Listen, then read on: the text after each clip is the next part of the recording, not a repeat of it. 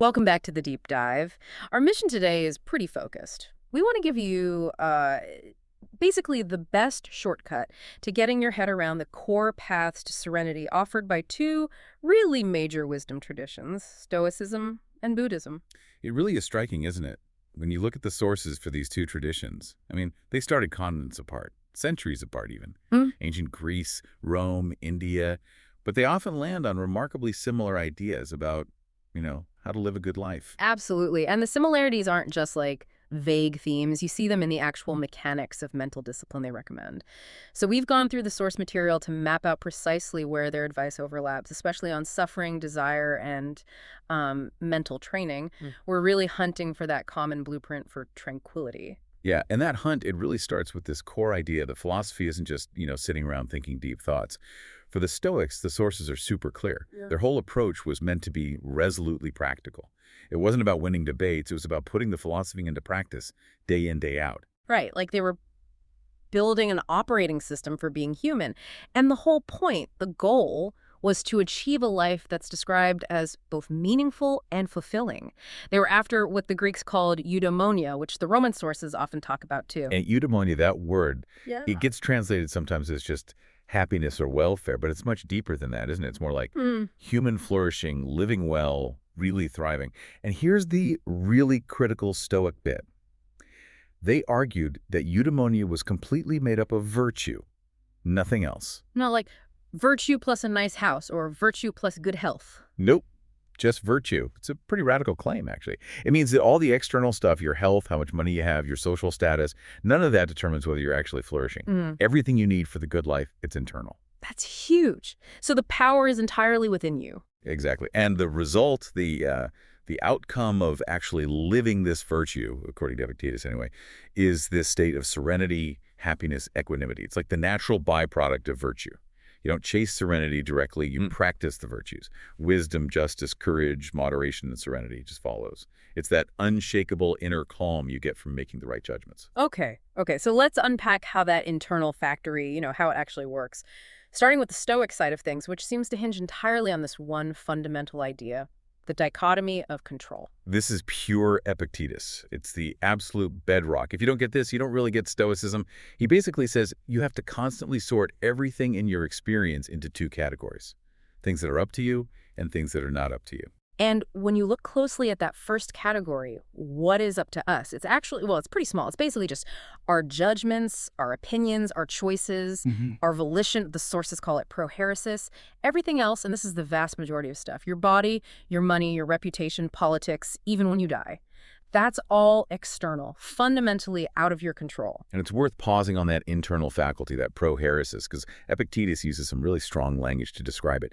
He says this inner power to choose how you react, how you judge things, is unimpeded, unconstrained, unhindered. Always. That sounds extreme. Think about Epictetus himself. He was enslaved for part of his life. How can someone literally in chains be unconstrained? Well, the chains constrain the body, right? The external circumstances. But they cannot constrain your judgment about those circumstances. If the master beats you, that's an external event. What's internal, what's up to you, is whether you judge that beating as an unbearable catastrophe that justifies rage and despair, or just as an external misfortune that doesn't actually damage your core rational self. That choice, that act of judgment, that remains free. Okay. So the Stoic power move is basically to take the why is this happening to me out of the picture, which leads right into what the sources call the danger of dependency. Exactly right. If you don't maintain that strict boundary, that dichotomy, and you start basing your sense of well-being on things you don't control, like whether your boss likes your work or if the economy is good or even if your loved ones stay healthy, you essentially, as the source says, handed over your happiness to the whims of something or someone else. And that, Stoics warn, just inevitably leads to frustration, disappointment, anxiety, because externals are, by their very nature, unstable. And speaking of unstable externals, when you read the Roman Stoics, especially Seneca, he almost personifies this instability. He talks about this great cosmic adversary, Fortuna, fortune. Yeah, Seneca really saw fortune as this capricious, almost spiteful force in the universe. And the reason she's the enemy is because she deals in things that aren't really yours to keep. Fortune gives you wealth, sure, success, status, but as Seneca puts it, it can be taken away. Which gets at that intense sort of psychological roller coaster you're on if your identity is tied to those things. If you only feel good when fortune smiles on you, what happens when she inevitably looks away? And that's where Seneca brings in that fantastic image. Yeah. The trampoline on which human affairs bounce up and down. People just forget how inherently unstable life is. They get comfortable at the top of the bounce, Yeah. And they forget that coming down is just part of the deal. The psychological trap is thinking the high point is permanent, internalizing it. So when fortune does strike, the market crashes, you get sick, whatever, you're shattered. Not just by the loss itself, but by the sheer shock of reality reminding you it was never guaranteed. You forgot you were just bouncing. Wow, the trampoline. That's vivid. So the Stoic way off the trampoline is pretty drastic. Epictetus tells us to destroy desire completely for the present. And just as crucial, take away, then, aversion from all things which are not in our power. So it's not just about not wanting the good stuff. It's about not hating the bad stuff either. Precisely. It's about dismantling the whole emotional reaction system that's tied to fortune. If you don't desperately crave the external gains, and you don't desperately fear the external losses, you've basically neutralized the trampoline's power over you. You become, well, maybe not impervious, but certainly more stable. And this cultivated indifference, it comes across most dramatically in how the Stoics talk about dealing with loss. Right, this is that analogy of non-possession you mentioned, and it is intense. Epictetus says when something external is gone, like really gone, you should never say, I have lost it. Instead, you say, I have restored it, or given it back. Yeah. So if your child dies or your spouse dies, they haven't been lost to you. They've been restored to nature or the cosmos or whatever gave them in the first place. That sounds incredibly cold. It does sound cold on the surface, absolutely. Yeah. But the idea is to force you to confront the reality that nothing external was ever truly yours to begin with. We're supposed to care for things, even people we love deeply, but always, as the Source puts it, as a thing which belongs to another, as travelers do with their inn. You appreciate the inn, you take care of the room while you're there, but you know you don't own it. You don't rage at the innkeeper when it's time to check out. Okay, but doesn't that risk making you detached in a negative way? Like, emotionally stunted? How did Epictetus square this rational love with, actual human connection? Well, he'd argue it's the only basis for functional love. If you love someone clear-sightedly without these unrealistic expectations, like the expectation they'll live forever or that they'll never get sick or never disappoint you, then you're grounding the relationship in reality. This prepares you not to not feel grief, but to feel a grief that's measured, rational, and doesn't completely destroy you or prevent you from carrying on with your duties. The detachment isn't about not caring. It's about caring wisely in a way that protects your own inner equilibrium so you can remain effective and virtuous. So the Stoic path is about achieving this radical self-sufficiency by managing your internal world, especially your expectations about what the external world can reliably provide, which is nothing, really. Pretty much. It's all about focusing that energy inward. Okay, now let's pivot. Let's head east and look at the Buddhist tradition. We're drawing mainly from sources like the Dhammapada here, which translates roughly as the sayings of the Dhamma, right? Like the Buddha's core teachings or religious truth. Exactly. And here, we find a very similar diagnosis of the core human problem, but it's framed through this concept of samsara. Right, samsara, the endless cycle of birth, death, and rebirth. The source text puts it starkly. Misery is birth again and again. That's the fundamental existential issue. And we need to unpack why birth itself is seen as misery. It's because being born guarantees the whole package deal. You will get old, you will get sick, you will eventually die, and you'll be separated from the things and people you love. Samsara, in this view, isn't some neutral process.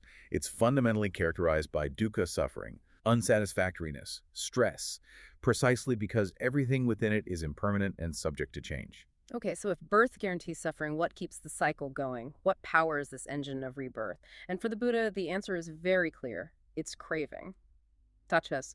This seems like a direct parallel to the Stoic focus on problematic desire. It's a very strong parallel. And the Buddhist texts use this really powerful organic metaphor to explain how craving works. We can call it the metaphor of craving as the creeper vine.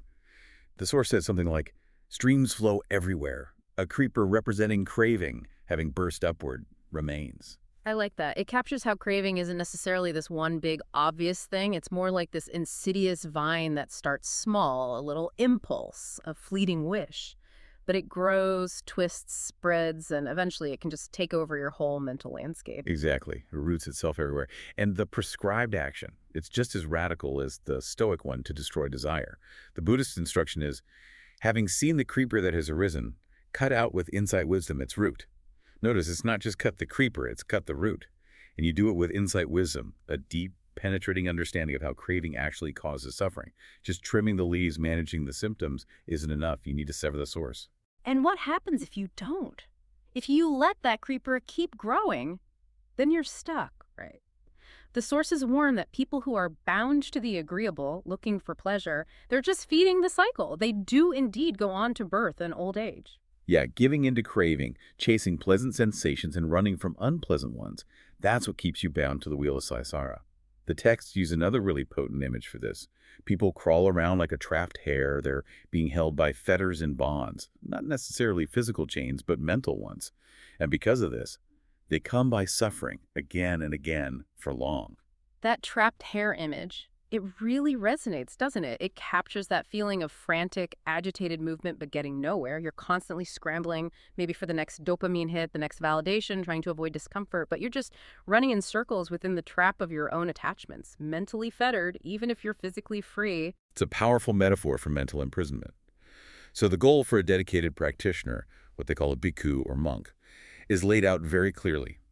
They must work to dispel craving, motivated by the desire for his own detachment. The endgame looks remarkably similar to the Stoic one, achieving an unshakable inner peace by severing dependency on the external world and its fleeting pleasures. Okay, so both traditions zero in on the mind as the place where the real work happens. It's not about changing the world outside, it's about changing your internal response to the world, which means both demand some pretty intense mental discipline to catch suffering before it really takes hold. Let's compare their techniques for this kind of mental self-scrutiny. How did the Stoics approach it? Well, the Stoics, especially someone like Seneca, were incredibly analytical about emotions, or passions as they called them. They broke them down almost like a science experiment. We can look at Seneca's famous three-phase analysis, often using anger as the example, but it applies to fear, grief, excessive desire, all the disruptive ones. Okay, 3 phases. Walk us through them. Maybe use a modern example, like someone cuts you off in traffic, makes you slam on your brakes. Perfect. Okay, phase 1. This is the immediate, involuntary physical jolt. Seneca called these the first movements, or pathe. Yeah. It's purely physiological, the surge of adrenaline, the heart pounding, maybe you gasp or tense up. This happens before thought. It's a reflex. Seneca says these are natural and unavoidable. Trying to suppress them is pointless. Right. So that initial shock and physical reaction when the car cuts you off, that's normal. That's phase 1. Not yet anger. So where does the choice come in? Phase 2. This is the crucial cognitive window. It happens incredibly fast, almost instantaneously after phase 1. The impression, that car cut me off dangerously, enters your mind. Now, you have a very brief moment to evaluate it. Is this truly a terrible injury? Does this event warrant a full-blown rage response? Your rational mind gets a quick look. This is where prohairis's, your power of judgment, comes into play. And if you miss that window, if you don't pause and assess, then you hit phase 3, assent. That's the point of no return. Your mind judges that, yes, something objectively bad and unjust has happened, that the driver wronged you significantly. You give your mental assent to that negative interpretation. And at that precise moment, Seneca says, the passion anger in this case becomes proper. It takes over. It's now out of control, no longer subject to reason. It'll just run its course, fueled by that initial judgment, regardless of whether the judgment was actually accurate or helpful. You've chosen to be angry by assenting to the impression. Wow. Okay, and this is where the connection to Buddhism becomes crystal clear, right? The Stoic failure point is assenting to the negative judgment, letting that initial impression of harm or loss solidify. Whereas the Buddhist failure point is yielding to the craving for the pleasant experience, smooth driving, respect, or the aversion to the unpleasant one, being cut off, feeling disrespected. Both cravings are fed by that initial perception and judgment. It's exactly the same battleground. Both systems are saying, you have to intervene before the reaction hardens into a full-blown emotion or a cycle of suffering. For the Stoic, you intercept the assent. For the Buddhist, you use your insight wisdom to cut the root of the craving that made the event seem so significant in the first place. Both demand this constant vigilance, this scrutiny of your immediate impressions, recognizing they aren't always accurate representations of reality. Whether that driver's action was truly an insult is, as Epictetus would say, entirely up to us. It's our added judgment. And this kind of constant mental monitoring is what allows for that move towards non-attachment and accepting impermanence. Let's circle back to Epictetus and that idea of rational love as a way to handle loss. Right. When Epictetus advises loving people clear-sightedly, fully aware they are mortal and things can change, he's not advocating for coldness. Yeah. He's saying, integrate the truth of impermanence into your love from the start. Don't build your connection on unrealistic expectations. Why? Because this prepares you. When loss inevitably happens, you won't be shattered by a reality check you should have seen coming. You'll still grieve, presumably, but your core serenity, your ability to function virtuously, remains intact because your worldview already accounted for this possibility. And the Stoics didn't just apply this to personal relationships. They zoomed way out, using a kind of cosmic perspective to shrink down personal problems. Marcus Aurelius did this a lot, didn't he? Yeah. Oh, constantly. He repeatedly urges himself, and by extension us, to step back mentally, contemplate the boundless abyss of time, and realize what an infinitesimally tiny sliver of it your own life occupies. Consider the vastness of space. From that perspective, he concludes, our individual lives, our anxieties, our triumphs, they're practically nothing. There's a strange kind of comfort intended in recognizing the universe's profound indifference to our personal dramas. Because if my life, my problems, are practically nothing in the grand cosmic scheme, then maybe the things I'm desperately craving or fiercely resisting aren't quite as monumental as they feel in the moment. It lowers the emotional stakes. And that cosmic indifference, that sense of everything being transient, it definitely mirrors the Buddhist understanding of samsara, this endless, impersonal flow of arising and passing away, inherently marked by unsatisfactoriness. Both are pushing us to let go of the illusion that things are solid and permanent. Which brings us neatly to one last really deep point of comparison. How they viewed the fundamental nature of reality specifically, fate versus causation. The Stoics were known for being determinists. They had this concept of fate, but they defined it in a very specific way, as an unbreakable chain of causes. A chain of causes sounds less like mystical destiny and more like physics. How did they fit free will, that pro-Harris, into a universe where everything is already determined by prior causes? That's the tricky part. Their view was something like this. Yes, the external world operates according to strict cause and effect. Event A leads to event B, leads to event C, in an unbroken chain stretching back to the beginning of time. That's fate. It cannot be otherwise. But your internal faculty of judgment, your prohairesis, stands slightly apart from that external chain. You cannot change the events in the chain, what happens to you, but you retain the freedom to choose your response to those events, your judgment, your assent. That's where your freedom lies. Okay, so you can't change the script of the universe, but you can choose how you react to your lines. And Marcus Aurelius, he took this acceptance even further, didn't he? He acknowledged the big debate. Is the universe governed by a wise, benevolent providence, a sort of divine plan? Or is it all just the random bumping around of atoms, chance product of atomic interactions, as the source puts it, blind fate? Exactly. He lays out both possibilities, and then he delivers this incredibly pragmatic punchline. He basically says, you know what, for the purpose of living a good life, it doesn't actually matter which one is true. Whether it's all part of a grand design or just chaotic chance, your job as a human being remains exactly the same. Accept what happens and act in response as best we can. Wow. So providence or blind atoms doesn't matter. The practical response is radical acceptance of whatever occurs externally. And that absolute non-resistance, that lines up perfectly with the Buddhist goal of cutting the root of craving, doesn't it? It's the precise point of convergence. Because what is craving? Fundamentally, it's mental resistance. It's the demand that reality be different from how it actually is. It's wanting the pleasant to stay and the unpleasant to go away. If you can achieve that stoic, total acceptance of the causal chain, if you can truly internalize that this moment, exactly as it is the only way it could be given all prior causes, then you eliminate the mental friction, the resistance that is suffering. That radical acceptance, that's the shared key to tranquility. So after traveling from ancient Greece and Rome to India across these two really profound traditions, we land on this quite demanding truth. Serenity isn't something you find out there. It's something you build internally through focused effort and unwavering commitment. That's the core lesson, yeah. Serenity, call it Stoic apatheia, freedom from disturbing passions or Buddhist detachment, freedom from craving. It comes from prioritizing the inner world, your judgments, your choices, your volition. That's where you put your energy, not into chasing external results, whether that's the gifts of fortune or the temporary delights of the senses. And the really empowering part of that message is that the necessary tools are already within us. Seneca puts it beautifully, saying, "Nature intended that there should be no need of great equipment for a good life. Every individual can make himself happy." Right. And that happiness depends only on that internal work. The effort has to come from you to rely as much as possible on yourself and, as he says, to derive all delight from within himself.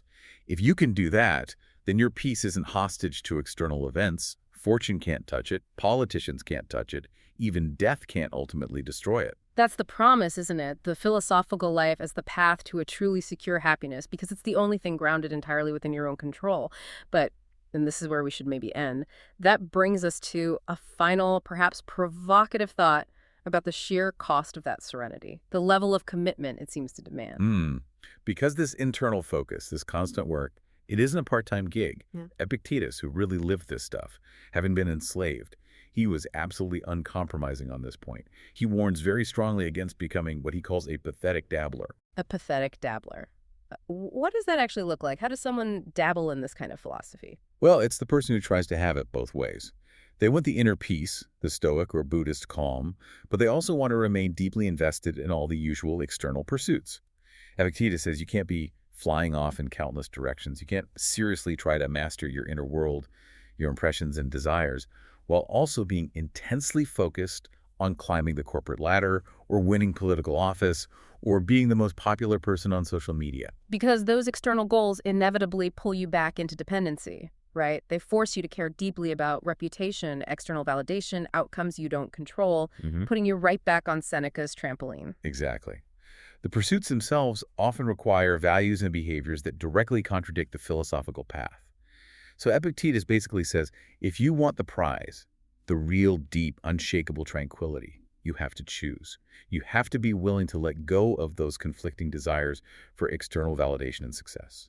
Which leads to the question we want to leave you, the listener, with. Yeah, the final thought is this. If achieving this profound serenity really does require cutting out the root of desire, as Buddhism suggests, and radically reorienting your entire life towards internal virtue and acceptance, as Stoicism demands, are you truly prepared to pay that price? Are you willing to make that level of commitment for tranquility?